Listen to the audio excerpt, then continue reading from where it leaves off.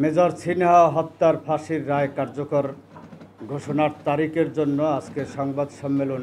তো আমি অত্যন্ত দুঃখের সাথে আমি জানাচ্ছি যে এই মানুষ আশরাফুল মাখলুকাত মহান সৃষ্টিকর্তা আমাদেরকে শ্রেষ্ঠ হিসাবে সৃষ্টি করেছেন। আইয়ামে জাহিলিয়াতের সময় বিভিন্ন পুরুষ মানুষ তাদের কন্যা সন্তানদেরকে তারা মাটি চাপা দিতেন তাদের ব্যক্তি স্বার্থে, সামাজিক স্বার্থে অথবা তার ইজ্জতের কারণে। কিন্তু আমরা দেখতে পাই বর্তমান যুগে, এই আধুনিক যুগে আমরা যখন রাত পোহালি ফেসবুক খুলি, দেখি বাবা তার কন্যাকে ধর্ষণ করছে। এর চেয়ে লজ্জাজনক আর কোনো কিছু নেই।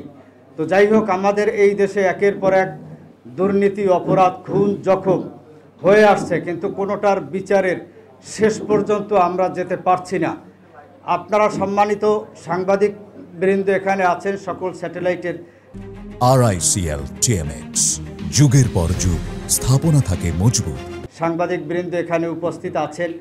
আপনারা জানেন এই আমাদের একজন বাংলাদেশের স্বনামধন্য মেজর, যাদেরকে আমরা বাংলাদেশের মানুষ নক্ষত্র হিসাবে জানি, একজন আর্মি পার্সন মানে দেশের একজন নক্ষত্র, তাকে এভাবে মেরে ফেলা হয়েছে, কিন্তু সেটার বিচার এখন পর্যন্ত কার্যকর হয়নি। এই কার্যকর না হওয়ার কারণে এখন পর্যন্ত আপনারা জানেন সন্ত্রাসীরা এবং যারা খারাপ লোক তারা শুধু মানুষ একের পর এক মেরেই যাচ্ছে।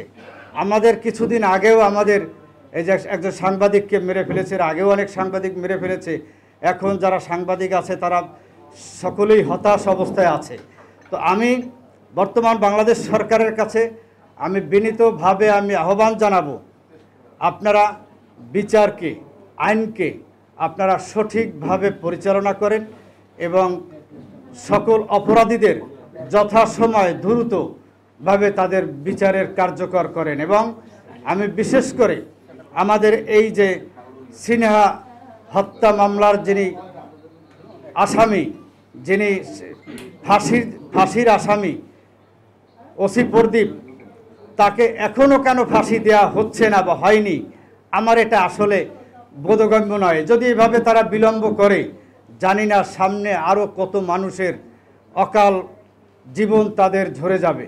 সুতরাং আমি বর্তমান সরকারের কাছে আমি বিনীতভাবে আমার আন্তর্জাতিক মানবাধিকার বাস্তবায়ন ও প্রশিক্ষণ হিট ফাউন্ডেশনের পক্ষ থেকে, আমি আমার সংগঠনের পক্ষ থেকে, আমার ব্যক্তিগতভাবে পক্ষ থেকে আমি তাদের কাছে বিনয়ের সাথে অনুরোধ করি, আমাদেরকে সর্বোচ্চ 2-1 দিনের ভিতরে আপনারা জানিয়ে দেন যে কবে তার ফাঁসি কার্যকর করতেছেন, নাকি আপনারা কেন করবেন না সেটাও আমাদেরকে আপনারা জানিয়ে দেন।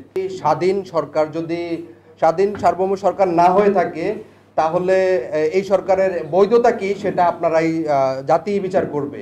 আর আমি মনে করি এটা প্রশাসনিক দুর্বলতা অথবা হলো বহির্বিশ্বের কোনো এক ধরনের প্রেশার আসতেছে, যার কারণে হলো একটি চিঠি টাইপ করতে 2 মাসের বেশি সময় নিয়েছে। তো সেই জন্য আমি মনে করি যে বর্তমান সরকারের প্রশাসনিক যে কাঠামোগত পদ্ধতি, কাঠামোগত যে আমলাতান্ত্রিক জটিলতা, সেই জটিলতার কারণে আমি মনে করি যে এই বিচারের রায় কার্যকর হওয়াতে বিলম্বিত হচ্ছে।